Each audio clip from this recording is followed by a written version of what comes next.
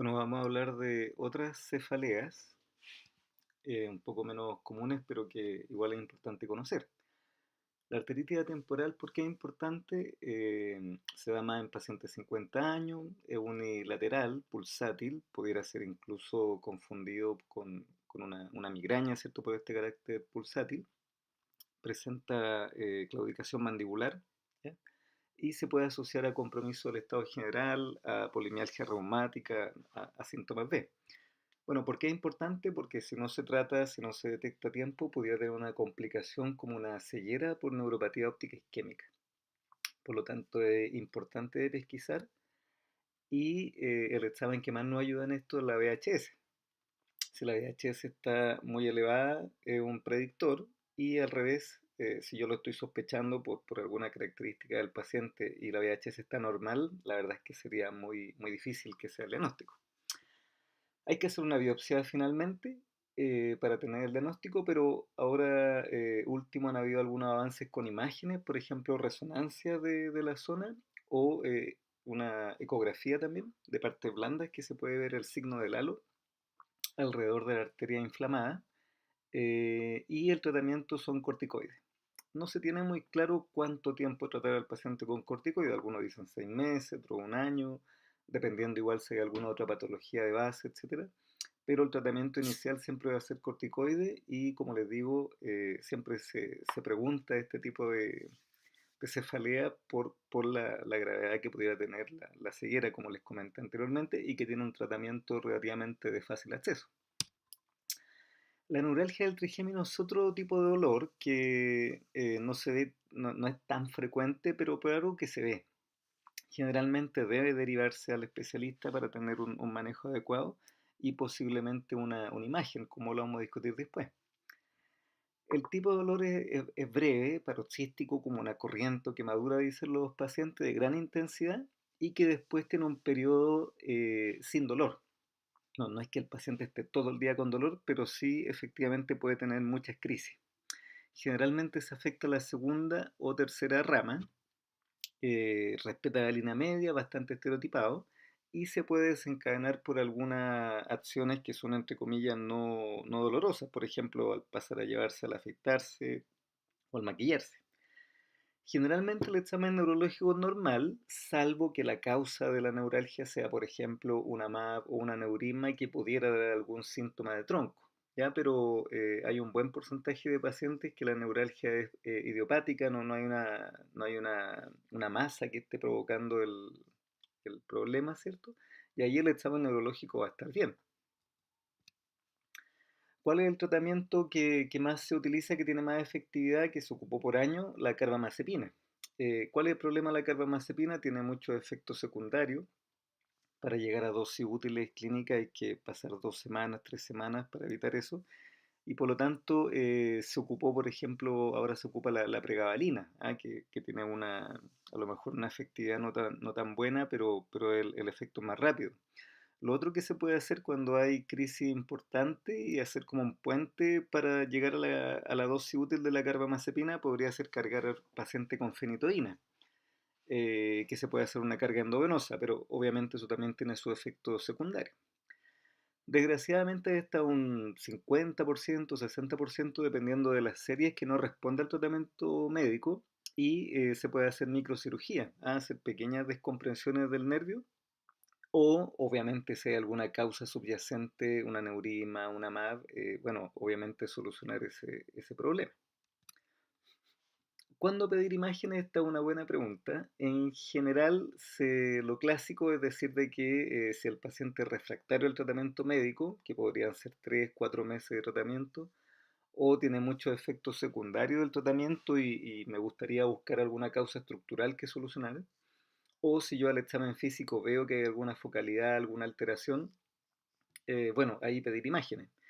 Hoy en día la tendencia es a todos los pacientes pedirle imágenes, porque se ha visto que pequeñas lesiones vasculares principalmente pueden no dar tanta clínica neurológica y sí se van a encontrar con las imágenes. ¿Y cuál es la imagen que se pide? Más que el escáner de cerebro que no tiene buena visión de la fosa posterior, la resonancia. ¿Ya? Ahora, si yo no tengo opción de hacer una resonancia, se podría hacer un TAC con angioTAC. pero idealmente, y lo que se hace hoy en día, paciente adulto con neuralgia del trigémino, en general se les pide una imagen, una resonancia. Con mayor razón, por supuesto, si es que tengo una focalidad o si es que el paciente no responde bien al tratamiento que estoy indicando. Otro tipo de cefalea que se llama cefalea en racimos porque se dan como varias crisis juntas, ¿cierto? Es la cefalea de Cluster o de Horton. Tiene la particularidad de que se da más en hombres que en mujeres, es muy doloroso, se habla que es como la litiasis renal de la cefalea, el paciente generalmente tiene crisis nocturna asociada al alcohol, o sea, al uso de alcohol, no necesariamente abuso de alcohol, y aparte del dolor, que puede ser periocular generalmente, hay tosis, epífora y puede dar síndrome de un Horner asociado.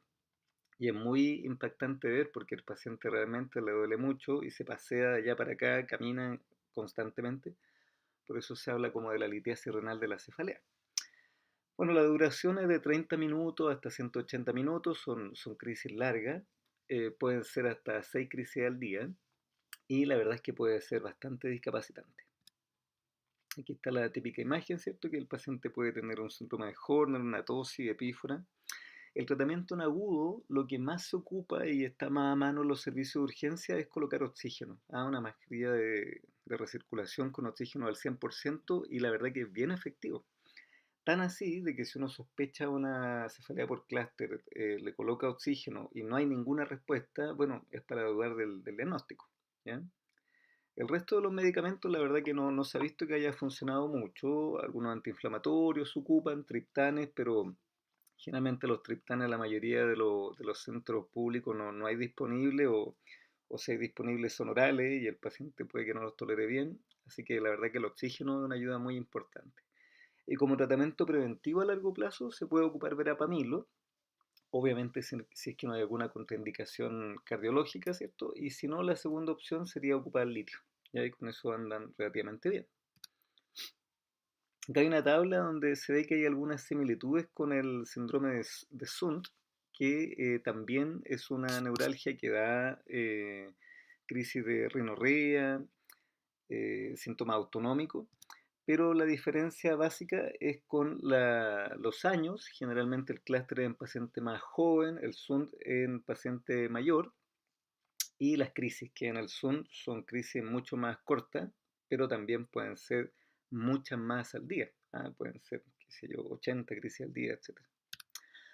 Otro tipo de cefalea que es poco común es la hemicrania.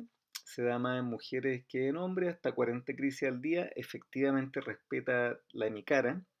También puede tener síntoma autonómico y aquí la forma, de nuevo, como prueba terapéutica para detectar si es o no este tipo de cefalea, es que responde muy bien a la indometacina. Es muy específico su respuesta a la indometacina. Aquí están los criterios, ¿cierto? Como les digo, también tiene hiperemia conjuntival, lagrimeo, congestión, respeta la hemicara, pero le insisto que esto de que respondan a la indometacina es muy específico. Bueno, y hay otros tipos de cefalea y, qué sé yo, neuralgia occipital, de glosofaringio.